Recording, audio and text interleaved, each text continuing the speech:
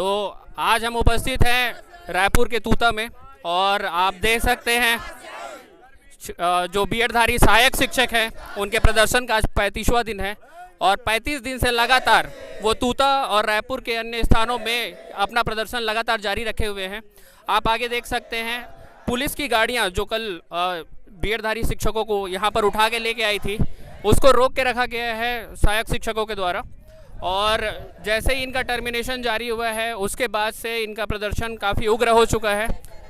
समायोजन की मांग लगातार कर रहे हैं। देख सकते हैं पुरुष शिक्षक और महिला शिक्षिकाएं और साथ में उनके अभिभावक भी यहाँ पे उपस्थित हैं। पुलिस बल भी काफ़ी मात्रा में यहाँ पे उपस्थित है। पुलिस की गाड़ियों में भी सहायक शिक्षक अभी भी मौजूद हैं। ये कल दोपहर से यहीं पर डट के खड़े हुए हैं। बात करते हैं कुछ महिला सहायक शिक्षिकाओं से। मैडम, आप लोग कल दोपहर से यहीं पे है, कोई प्रतिनिधि आया या आपकी मांगे क्या हैं?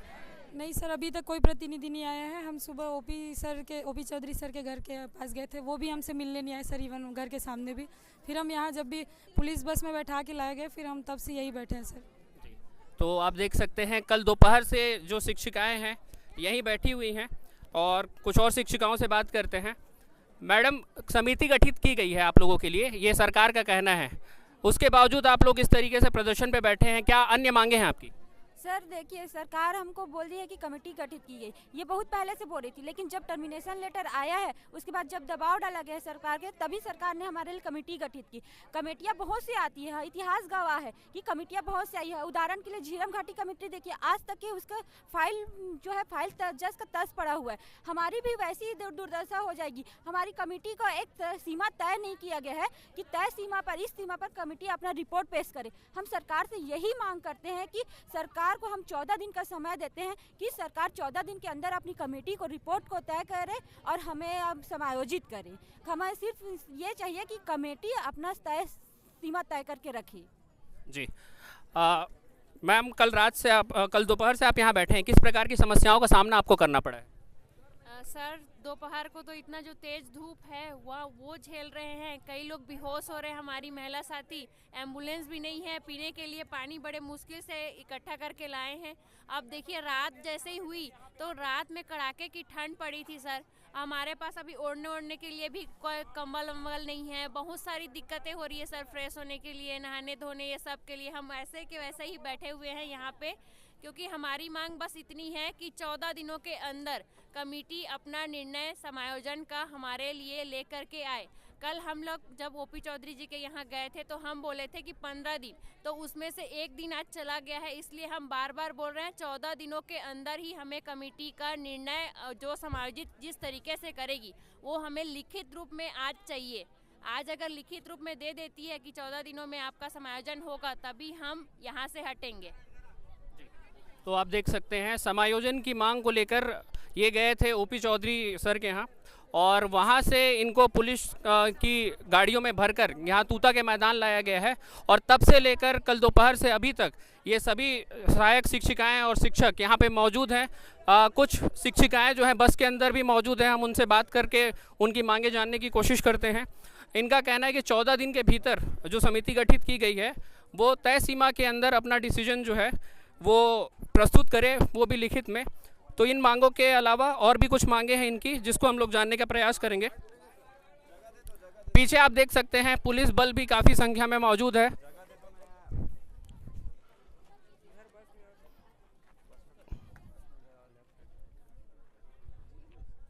शासन के द्वारा अधिग्रहित कुछ बसें जिसमें इन शिक्षिकाओं को भर के लाया गया था, वो सारी बसें कल से यहीं पे खड़ी हुई हैं और शिक्षक जिस प्रकार से डटे हुए हैं वो जब तक किसी प्रकार का आश्वासन नहीं मिलता यहाँ से हिलने वाले नहीं हैं, ऐसा इनका कहना है।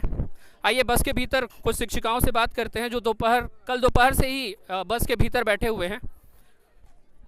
चालू कर दो। तो आप देख सकते हैं यहाँ पे कल दोपहर से ये सारी शिक्षिकाएं इसी बस में पूरी तरीके से डटी हुई हैं, ये इस जगह से हिली नहीं हुई हैं। रात में भी ये बस के भीतर ही कुछ लोग यहाँ पे सो गए थे, कुछ लोग रात भर जागरण भी किए हैं। मैडम बताइए, किस प्रकार की समस्याओं का सामना आपको करना पड़ा है? कल दोपहर से आप इसी बस में हैं, आपको किस प्रकार की समस्याओं का सामना करना पड़ा? सर, हम लोग ओपी चौधरी का बंगला, वहाँ से हम लोगों को ज़बरदस्त इस गाड़ी पर 4-4 5-5 पुलिस महिला पुलिस पकड़कर हम लोगों को जैसे कि हम लोग कोई क्रिमिनल हैं वैसे हम लोगों को इस पर ठूस के भरा गया और यहाँ लेकर पूरा नया रायपुर घुमाते हुए यहाँ लेके आया गया। और हम लोग कल दिन भर इसी बस में ही थे, रात भर भी हम इसी बस में थे। रात भर हमारी साथीगण बाहर यहाँ खुले मैदान में यहाँ वे सोए हुए थे। इतनी ठंडी कड़कड़ाती ठंडी में भी ये मतलब हमारे साथी यहाँ थे, लेकिन सरकार को कोई फ़र्क नहीं पड़ा। सरकार की तरफ से कोई भी एक भी प्रतिनिधि हमसे बात करने नहीं आया।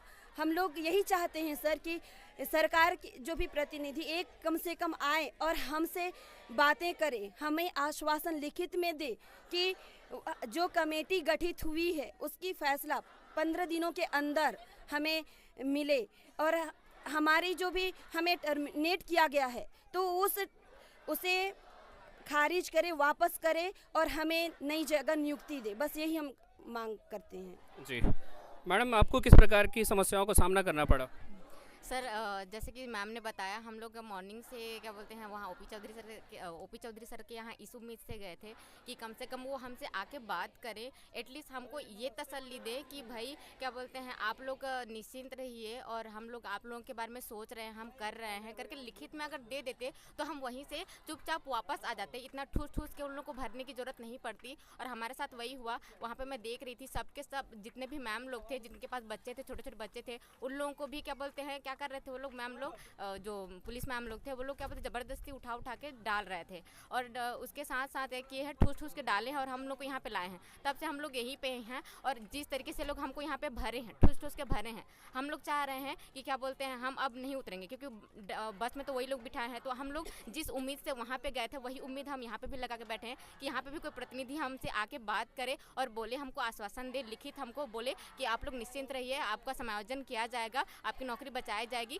सबसे पहले तो यह है कि आपका टर्मिनेशन वापस ले रहे हैं, इतना बस बोल दें, बस यही बस चाह रहे हैं। और तब तक ये चीज़ नहीं बोलेंगे हम लोग यहाँ से नहीं उतरेंगे। जी मैम, कल से आप लोग बस रोक के यहाँ पे बैठे हुए, बस के अंदर ही बैठे हुए हैं, क्या उद्देश्य है आपका बस रोकने का और कब तक आप इसी प्रकार से बस में बैठे रहेंगे? सर हम कोई क्रिमिनल नहीं है, हम पढ़े लिखे युवा हैं, शिक्षक हैं, हम अपनी सेवा सुरक्षा के लिए सिर्फ गुहार करने बैठे हुए हैं।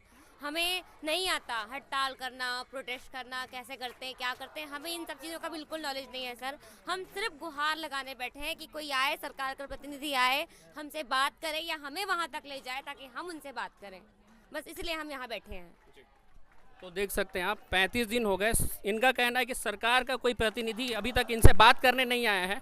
तो कोई भी एक सरकार का प्रतिनिधि आके इनको आश्वासन दे समायोजन को लेकर या फिर इनके टर्मिनेशन को वापस लेने को लेकर, और अगर ऐसा नहीं होता है तो ये इसी प्रकार से डटे रहेंगे। आप देख सकते हैं छोटे बच्चे भी हैं यहाँ पे, महिलाएं छोटे छोटे बच्चों को लेकर यहाँ पे कल दोपहर से डटे हुए हैं। रात की कड़कड़ाती ठंड में भी ये लोग यहीं पे डटे हुए थे और समायोजन की मांग को लेकर लगातार नारेबाजी इनके द्वारा की जा रही है।